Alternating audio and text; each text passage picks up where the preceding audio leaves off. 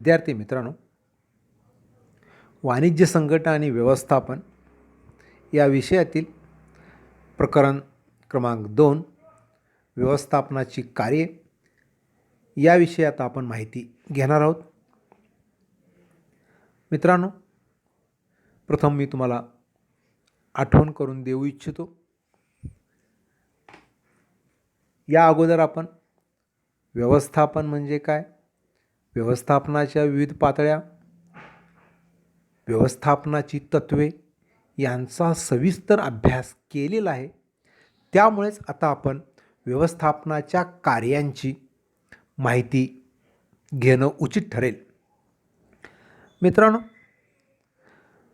व्यवस्थापनाची कार्ये ही अनेक प्रकारची असतात. खरं म्हणजे त्याला व्याख्येत आपण बांधून ठेवू शकत नाही. या स्लाईडमध्ये तुम्हाला दिसेल पहा, हे व्यवस्थापक रेड ड्रेसमध्ये आहेत. ते आपल्या सर्व सहकारी बांधवांना व्यवस्थापनाच्या कार्यांची माहिती देत आहेत असं वाटतं. खरं म्हणजे ते चित्र तसं नाही आहे. शिक्षक आपल्या विद्यार्थ्यांना शिकवत आहेत आणि आता या कोरोनाच्या संकटामुळे प्रत्येक विद्यार्थ्यांच्याकडं तुम्हाला लॅपटॉप दिसेल. हे विद्यार्थी लॅपटॉपच्या साहाय्यानं शिकत आहेत आणि या सर्वच गोष्टींच्याकडं व्यवस्थापक हे कौतुकानं पाहताना आपल्याला दिसेल. मित्रांनो, व्यवस्थापनात काय केलं जातं? व्यवस्थापनाची ऑब्जेक्ट्स, क्वांटिटी, क्वालिटी,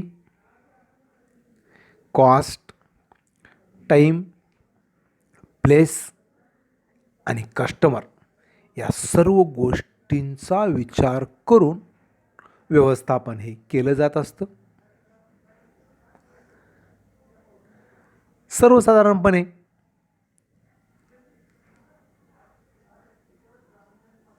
संघटनात्मक उद्दिष्टे साध्य करण्यासाठी जी कामे आपण हाती घेतलेली असतात, जी कामे आपण करत असतो, त्याला आपण व्यवस्थापन असं म्हणू शकतो. मित्रांनो, यातील काही कामे हे व्यावसायिक पद्धतीचे असतात, काही पारंपरिक पद्धतीचे असतात. आपणास माहीत आहेच, व्यवसाय संघटनेचे अनेक प्रकार आहेत. अगदी एकल व्यापारी संस्था असो, भागीदारी संस्था, एकत्र कुटुंब पद्धती, संयुक्त भांडवली संस्था, सहकारी संस्था, या प्रत्येक क्षेत्रामध्ये व्यवस्थापनाच्या तत्वांची गरज असते. म्हणून नियोजन, संघटन, कर्मचारी व्यवस्थापन, समन्वय, निर्देशन, नियंत्रण या गोष्टीशी संबंधित असणारी सर्वसाधारणपणे जी कृती असते त्याला व्यवस्थापन असं म्हटलं जातं. मित्रांनो, व्यवस्थापनाच्या अनेक तज्ज्ञांनी अनेक व्याख्या केलेल्या आहेत, पण मला आवडलेली व्याख्या L.A. ॲलन यांची आहे. का? तर पहिल्यांदा मी व्याख्या वाचतो, मग तुमच्या लक्षात येईल. ते काय म्हणतात पहा, व्यवस्थापक जे करतो ते व्यवस्थापन होय. व्यवस्थापक जे करतो ते व्यवस्थापन होय. मूळ त्यांनी व्याख्या कशी केलेली आहे? Management means what manager does. Management means what manager does. मित्रांनो, व्यवसायामध्ये असं कोणतंही काम नसतं ज्या कामाशी व्यवस्थापकाचा संबंध येत नसतो. तो अनेक प्रकारची, अगदी टॉप टू बॉटम ज्याला आपण म्हणतो, ती सर्व कामे त्याला करावी लागतात किंवा त्या कामांच्यावर त्याला नियंत्रण ठेवावं लागतं. पूर्वी पैशाची एक व्याख्या अशीच केली जात होती. पैसा काय करतो किंवा पैशाची कामे कोणती?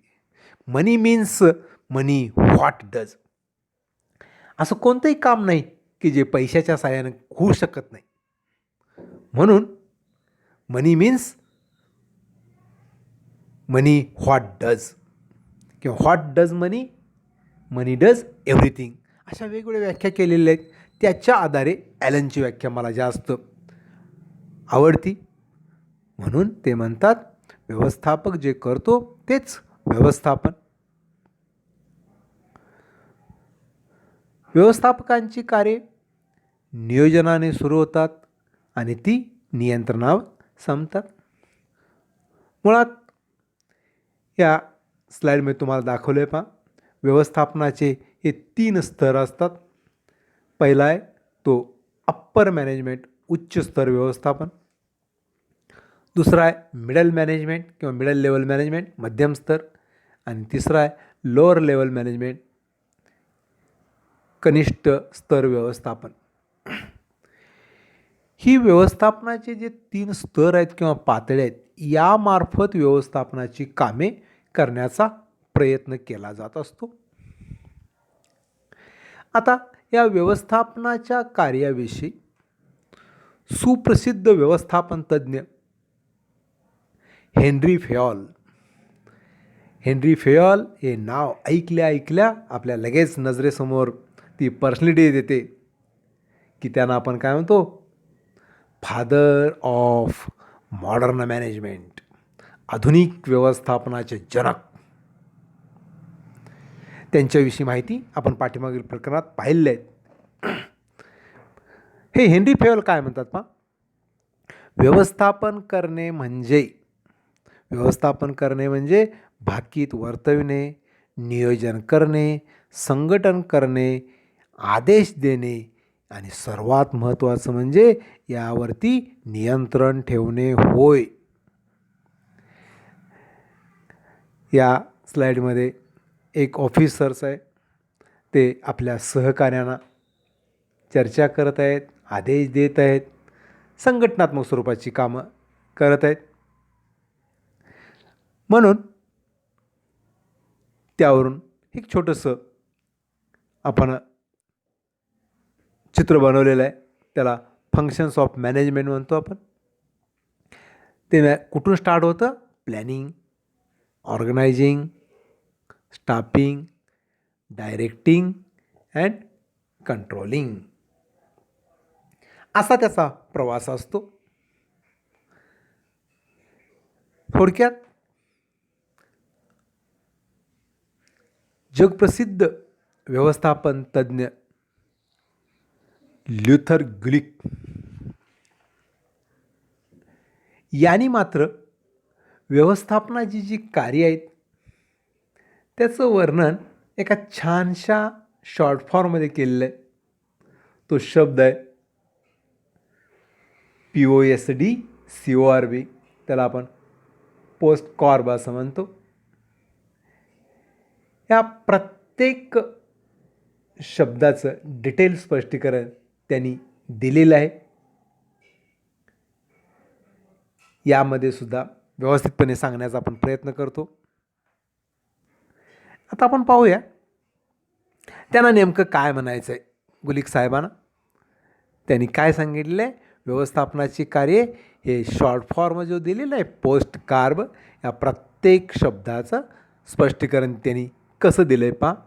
P म्हणजे प्लॅनिंग, किंवा मी हे फक्त इंग्लिशमध्ये सांगेन आणि नंतर आपण त्या स्लाईडमध्ये जाऊन प्रत्येकाचं स्पष्टीकरण पाहूया.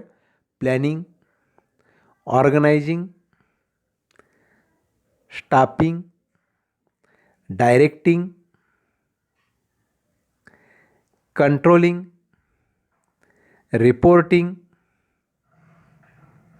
And budgeting. POSD CORB. हेच फक्त आपल्याला इथंही व्यवस्थितपणे आपण इंग्लिश मराठी रूपांतर करू शकतो. P म्हणजे प्लॅनिंग. प्लॅनिंग म्हणजे नियोजन. नंतर O म्हणजे ऑर्गनायझिंग, संघटन. तिसरा पॉईंट आहे S म्हणजे स्टाफिंग, कर्मचारी व्यवस्थापन. Dचा अर्थ काय घेतला पहा? डायरेक्टिंग, निर्देशन. या ठिकाणी CO म्हणजे कोऑर्डिनेशन, त्याला आपण समन्वय असं म्हणणार आहोत. पहा मित्रांनो, POSD CO इथंपर्यंत आपण आलो. शेवटचे 2 फंक्शन्स काय म्हणतात ते? R म्हणजे रिपोर्टिंग, अहवाल सादर करणे, आणि B म्हणजे बजेटिंग, अंदाजपत्रक तयार करणे. आता ही शेवटची 2 जी कार्य आहेत ना, रिपोर्टिंग आणि बजेटिंग, यांचा आपण नियंत्रण कार्यामध्ये समावेश करणार आहोत. कारण व्यवसायाच्या स्वरूपानुसार, व्यवसायाच्या आकारानुसार, व्यवसायाच्या प्रकारानुसार ही व्यवस्थापनाची कार्ये बदलत असतात. आपल्या अभ्यासक्रमामध्ये ज्या क्रमानं कार्य दिले आहेत ते आपल्याला इथं दिसतं पहा. पहिला पॉईंट आहे नियोजन, संघटन, कर्मचारी व्यवस्थापन, निर्देशन, समन्वय आणि नियंत्रण. हे जे नियंत्रण कार्य दिसतं ना, या नियंत्रण कार्यामध्ये R आणि Bचा समावेश आहे. R म्हणजे रिपोर्टिंग, B म्हणजे बजेटिंग. आता मित्रांनो, या सर्व कार्यांचे आपण स्पष्टीकरण पाहण्या अगोदर अनेकदा मी तुम्हाला सांगतो, हा पोस्टकार्ड शब्द बनलेला आहे, हा एक शॉर्ट फॉर्म बनलेला आहे. मित्रांनो, असे शॉर्ट फॉर्म आपल्याला फार उपयोगी पडतात. आपल्या नित्याच्या अभ्यासात सुद्धा ते फार उपयोगी असतात. मला एक छोटंसं उदाहरण आठवलं. मी जेव्हा 7वीला होतो तेव्हा लॉर्ड डलहौसीच्या सुधारणा, बाकीचा बराचसा अभ्यास झालेला होता, पण मला त्या लॉर्ड डलहौसीच्या सुधारणाच लक्षात राहीना. थोडंसं त्याचा क्रमांक चुकत चालला होता, एका दुसरा पॉईंट चुकत होता. माझे मामा पण प्राथमिक शिक्षक, मामाने मला एक शॉर्ट फॉर्म करून दिला. आजही मला तो आठवतो. मित्रांनो, तुम्हालाच मी प्रश्न विचारला, लॉर्ड डलहौसीच्या सुधारणा सांगा. लॉर्ड डलहौसीच्या सुधारणा सांगा, तर तुम्ही आत्ता पण थोडंसं विचार कराल. एका दुसरी आठवेल, एका दुसरी विसरायची शक्यता नाकारता येणार नाही. परंतु मी 7वी होऊन, मी 7वीला 1982ला होतो. म्हणजे 7वी होऊन जवळजवळ 40 वर्ष होत आले, 38 वर्ष झालेले आहेत. मला अजूनही लॉर्ड डलहौसीच्या सुधारणा आठवतात. का? मामाने मला शब्द दिला होता, आरसा का ताट. ते शब्द मी तसाच लक्षात ठेवलेला आहे. आरसा का ताट. आ म्हणजे आगीनगाडी, र म्हणजे रस्ते, सा म्हणजे सामुदायिक सुधारणा, आरसा. क्लिअर झालं? का म्हणजे कारखानदारी, आणि शेवटचे 2 शब्द म्हणजे ता ट. ता म्हणजे तारायंत्र आणि ट म्हणजे टपाल सेवा. या लॉर्ड डलहौसीनं केलेल्या सुधारणा आहेत. त्या मला आजही आठवतात. का? तो शब्द मी लक्षात ठेवल्यामुळे, आरसा का ताट. तसं लुथर गुलिक यांनी काय दिलेलं आहे? व्यवस्थापनाची कार्य म्हटल्यानंतर लगेच आपल्या लक्षात आलं पाहिजे पोस्टकार्ड. मित्रांनो, आपण सुद्धा आता 12वीला आहोत. आपल्या अभ्यासक्रमामध्ये असे शॉर्ट फॉर्म करणं गरजेचं आहे. असो, व्यवस्थापनाच्या कार्यांची आता आपल्याला सविस्तरपणे माहिती पाहिजे. त्यातलं पहिलं कार्य म्हणजे नियोजन. मित्रांनो, नियोजन म्हणजे काय? नियोजनला इंग्लिशमध्ये प्लॅनिंग म्हणतात. Planning means deciding in advance what to do in future. Planning means deciding in advance what to do in future. भविष्यात काय करावयाचं आहे ते अगोदर ठरवणं, वर्तमान काळात ठरवणं म्हणजेच नियोजन होय. पहा, या स्लाईडमध्ये काय दाखवलेलं आहे. ही व्यक्ती नियोजन करण्यामध्ये गर्क आहेत. नियोजन आपला प्लॅन सांगत आहेत, आपली व्यूहरचना सांगत आहेत, आपली स्ट्रॅटेजी सांगत आहेत. आणि हे सर्वजण पाहत आहेत. का तर भविष्य हे या पद्धतीचं असतं. अनिश्चितता भविष्यामध्ये असते आणि त्या अनिश्चिततेचा वेध घ्यायचा असेल तर नियोजनाला पर्याय नाही. म्हणून मित्रांनो, व्यवस्थापनाचं सर्वात महत्त्वाचं काम जर कोणतं असेल तर नियोजन. मी तर असं म्हणेन, व्यवसायाचं व्यवस्थापन हे नियोजनापासूनच सुरू होतं. म्हणून असं म्हणलं जातं, planning is a primary function of management. नियोजन हे व्यवस्थापनाचं प्राथमिक स्वरूपाचं काम आहे, पहिलं काम आहे, मूलभूत स्वरूपाचं काम आहे. नियोजन ही एक प्रक्रिया आहे, जिथं ध्येय ठरवून ते साध्य करण्यासाठी योग्य पर्याय निवडण्याचं काम चाललेलं असतं. मित्रांनो, उद्दिष्ट म्हणजे ध्येय हे निश्चित केल्याशिवाय आपली पुढची लाईन ऑफ ॲक्शन निश्चित होत नाही. तुम्ही या स्लाईडमध्ये पाहत असालच. हे तज्ज्ञ मंडळी आपलं नियोजन करलेत आणि नियोजन हे नेहमी कागदावरती असलं पाहिजे आणि ते एवढं परफेक्ट असलं पाहिजे की त्याचा आपणाला कार्यपूर्तीसाठी उपयोग होत असतो. हे इथं थोडंसं तुमच्या लक्षात येईल बा. हे म्हणजे आर्किटेक्चर आहेत किंवा प्लॅनर आहेत, नियोजन आहेत. याचं उदाहरण आपण 2 रूपात घेऊ शकतो. समजा हे बांधकाम क्षेत्रातलं उदाहरण मांडलं तर हे गवंडी मामा तुम्हाला दिसतात. काय करत आहेत? बांधकामाचं काम त्यांचं चाललेलं आहे. विटावरती विटा रचत आहेत. ते यांच्या सल्ल्यानुसार यांनी सांगितलेलं असतं, ही वीट इथं पाहिजे, एवढं सिमेंट पाहिजे, तरच नियोजनात्मक काम पूर्ण होऊ शकतं. का म्हणत असाल तर पहा, इथंही तुम्हाला दिसेल दुसऱ्या व्याख्येमध्ये. दुसरी व्याख्या ज्यांनी केलेलं आहे त्यांचं नाव कुंटज आणि ओडोनेल. हे सुद्धा व्यवस्थापन क्षेत्रातील एक अग्रगण्य नाव आहे. काय म्हणतात ते? कोणते काम करावयाचे आहे, कसे करावयाचे आहे, केव्हा करावयाचे आहे, कोणी करावयाचे आहे, हे अगोदर निश्चित करणे म्हणजेच नियोजन होय. नियोजनामुळे मित्रांनो काय होतं माहीत आहे? आपण कुठे आहोत हे समजतं, आपल्याला कुठे जायचं आहे हे समजतं किंवा ह्या दोन्हीतील अंतर समजतं आणि त्यामुळं आपण आपला यशाचा मार्ग सोपा करू शकतो. या स्लाईडमध्ये किती छान दाखवलं आहे बघा. या 4 पर्सनॅलिटीज आहेत.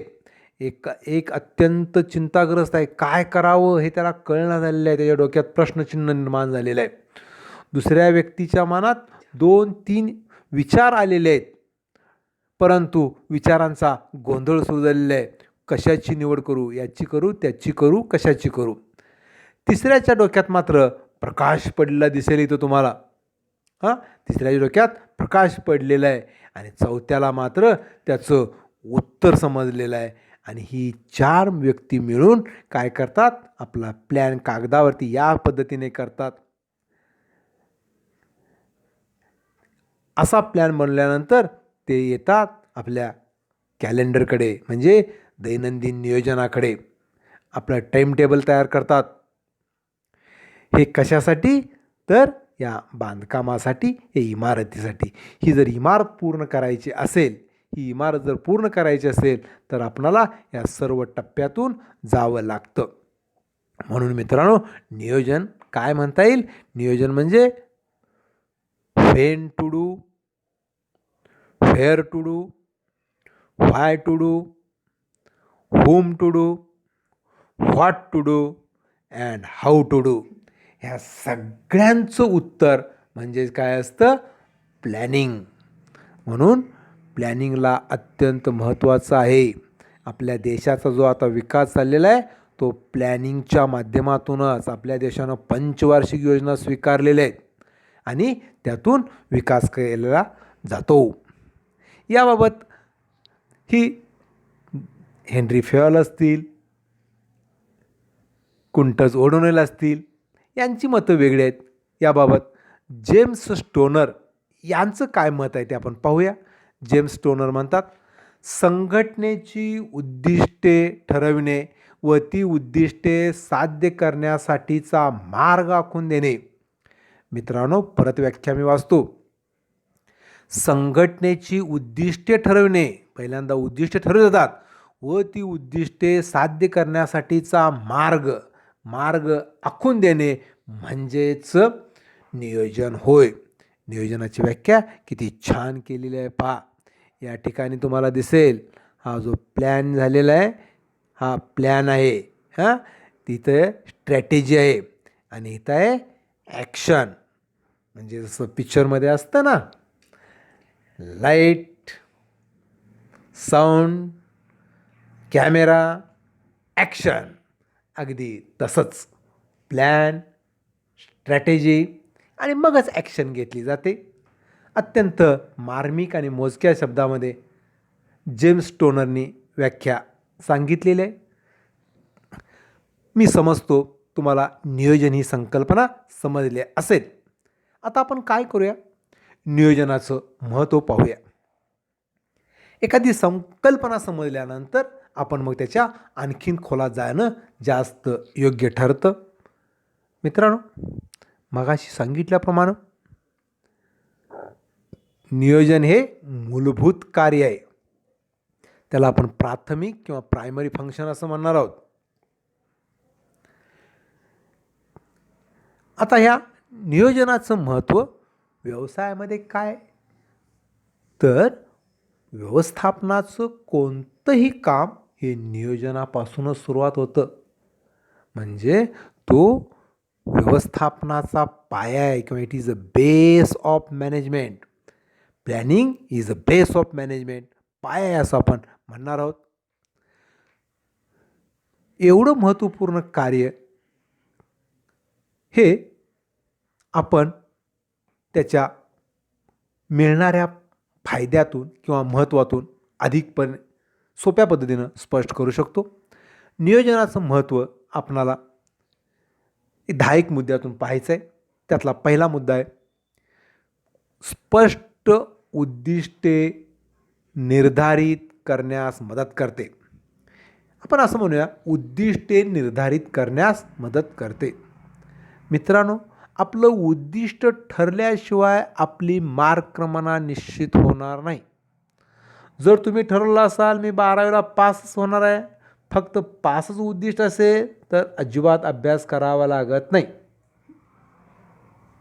पण आपणाला चांगले मार्क्स मिळवायचे आहेत, फर्स्ट क्लास मिळवायचा आहे, डिस्टिंक्शन मिळवायचं आहे, मेरिटमध्ये जायचं आहे, वर्गामध्ये पहिला नंबर मिळवायचा आहे, विद्यालयात पहिला नंबर मिळवायचा आहे, हे जर तुमचं उद्दिष्ट असेल तर तुम्ही अभ्यासावरती पूर्ण कॉन्सन्ट्रेशन कराल.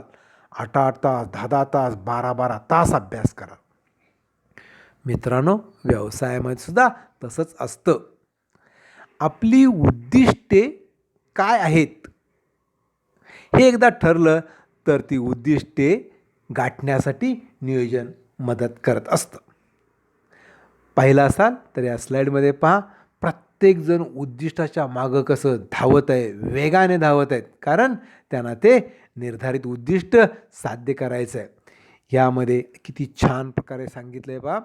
उद्दिष्ट म्हणजे कशी ठरवतात, तर ते आपलं व्हिजन असतं, ते एज्युकेशनमधून प्राप्त होत असतं. पहिला मुद्दा सांगितला आहे व्हिजन, दुसरा एज्युकेशन, तिसरा म्हणलेलं आहे ऑब्जेक्टिव्ज, तरच ऑब्जेक्टिव्ह फायनल होणार आहेत. ही होताना मात्र सर्वात महत्त्वाचं बिझनेसचा नियम आहे, एथिक्स, नीतिमत्ता ठेवली पाहिजे.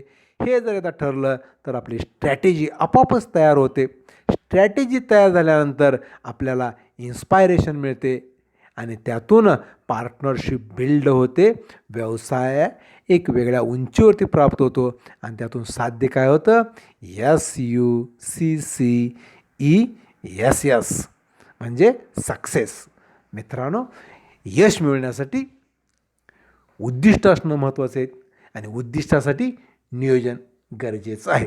Okay, come to the second point. दिशा दर्शविते. अगदी चर्चा केल्याप्रमाणेच नियोजन केल्याशिवाय दिशाच मिळणार नाही आपल्याला. नियोजनामुळे आपली ध्येय उद्दिष्टे स्पष्ट होतात, सुनिश्चित होतात आणि तीच उद्दिष्टे आपल्याला मार्गदर्शन करत असतात.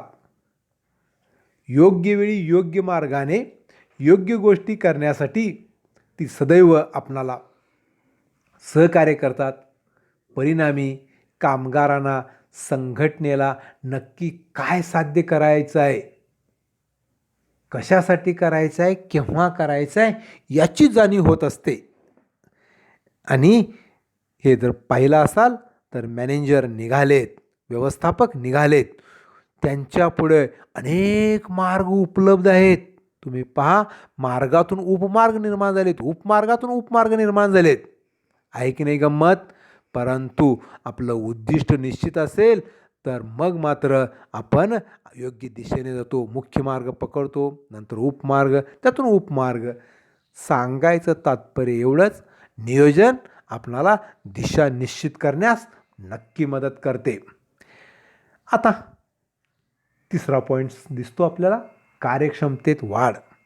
मित्रांनो, एकदा आपली दिशा निश्चित झाली तर आपण एवढ्या वेगाने धावत असतो, एवढ्या वेगाने प्रयत्न करत असतो, एवढ्या वेगाने काम करत असतो की आपणालाही कळत नसतं की आपली कार्यक्षमता कशी वाढलेली आहे, केव्हा वाढलेली आहे. म्हणजेच या सर्वच गोष्टींचा मुख्य आत्मा आहे ते म्हणजे नियोजन किंवा नियोजन करता. या सर्वांना तो एकत्रित बांधून ठेवून स्वतःची कार्यक्षमता वाढवतो आणि इतरांची कार्यक्षमता वाढवण्यास मदत करत असतो. कारण का? परत आपण आलो की नियोजनाच्या बाबत, वेळेचं नियोजन, टाईम टेबल. असो, याहून थोडासा वेगळा असा पॉईंट आपण पाहणार आहोत, तो म्हणजे जोखीम कमी करते. नियोजन पूर्वानुमान तंत्रावर आधारित आहे. भविष्याचा अचूक बोध आणि वेध घेण्याचा प्रयत्न नियोजन करते. भविष्यातील बदलांचा अंदाज येतो आणि भविष्यातील कामे आधीच निश्चित केल्यामुळे आपोआपच संभाव्य धोके कमी होतात किंवा त्या धोक्यांच्यावर सुद्धा आपण उत्तर शोधलेलं असतं. मित्रांनो, अडचणी आल्याशिवाय मार्ग मिळत नाही असं म्हणतो, पण अडचणी येणार आहेत हे कळल्यानंतरच अगोदरच आपण दक्ष राहतो, अगोदरच आपण सावध राहतो. हे या चित्रातून दाखवून दिलेलं आहे. मला वाटतं हा मुद्दा निश्चित तुम्हाला समजला असेल. आपण आता 5व्या मुद्द्याचा विचार करणार आहोत, उपलब्ध संसाधनांचा पर्याप्त वापर. Optimum utilisation of available resources. अर्थशास्त्रामध्ये आपण पाहिलेलं आहे, मानवाच्या गरजा अमर्यादित आहेत, पण ही गरजा भागवणारी साधने मर्यादित आहेत. फक्त मर्यादित नसून पर्यायी उपयोगाचे आहेत. मग अशा साधनांचा आपण जेवढा चांगला वापर करू तेवढंच आपणाला आपलं काम सुलभपणे होण्यास मदत होणार आहे. मग यासाठी नियोजन फार मदत करत असतं. कारण नियोजनामुळे संसाधनांची योग्य विभागणी करण्याचा विचार केला जातो. उच्च कार्यक्षमता, चांगले परिणाम साध्य होऊ शकतात आणि सर्वात महत्त्वाचं म्हणजे या बहुमूल्य अशा संसाधनाचा होणारा अपव्यय टाळला जाऊ शकतो. ओके, 6व्या मुद्द्याचा आपण विचार केलेला आहे, करत आहोत. निर्णय घेण्यास मदत करते. नियोजन एवढं परफेक्ट असलं पाहिजे की त्यांनी दिलेले पर्याय अचूकपणे हेरता आले पाहिजेत. कारण नियोजन आपल्यापुढे अनेक पर्याय उपलब्ध करून देत असतं आणि ह्या सर्व पर्यायातून सकारात्मक, नकारात्मक पर्यायांचे परिणाम आपण शोधले पाहिजेत आणि बेस्ट अल्टरनेटिव्ह सिलेक्ट केला पाहिजे. अर्थात हे सिलेक्ट करण्यासाठी नक्कीच नियोजन व्यवस्थापनाला मदत करत असतं. त्याचं मुख्य कारण म्हणजे नियोजनामध्ये आपली ध्येय, उद्दिष्टे अगोदरच निश्चित केलेले असतात आणि त्यामुळे व्यवस्थापकाला तर्कशुद्ध पद्धतीने निर्णय घेणं अधिक फायद्याचं होतं किंवा उपयुक्त ठरतं. अर्थातच त्याला नियोजन हाच एक पर्याय या स्लाईडमध्ये दाखवलेला आहे. माणूस कधीही नकारात्मक विचार करायचे नाही, कधीही चिंतातूर राहायचं नाही. का म्हणत असाल तर त्याचं उत्तर या हास्यामध्ये आपल्याला दिसतं. यांनी काय केलं आहे, how to turn negative feedback into positive for your business. या ठिकाणी पाहिलं तर हे निगेटिव्ह स्वरूपाचं दिसतं आणि हे पॉझिटिव्ह स्वरूपाचं दिसतं. येणाऱ्या सर्व बाबतीवरती आपण सकारात्मकतेने मात करण्याचा प्रयत्न करणं अत्यंत गरजेचं असतं. मित्रांनो, 7वा पॉईंट तितकाच महत्त्वाचा आहे. नियंत्रणासाठी मानके ठरवण्यास उपयुक्त. मित्रांनो, नियंत्रण हे आपलं अत्यंत महत्त्वाचं काम आहे. मी असं म्हणेन व्यवस्थापनाचं शेवटचं काम आहे. परंतु त्याचे जे स्टँडर्ड्स का असतात, काय मेजरमेंट्स असतात, ते ठरवण्यासाठी नियोजनच उपयोगी पडतं. कारण नियोजनामध्ये आपण प्रस्तावित केलेलं काम आणि वास्तवातील काम यातला फरक शोधून काढला जातो.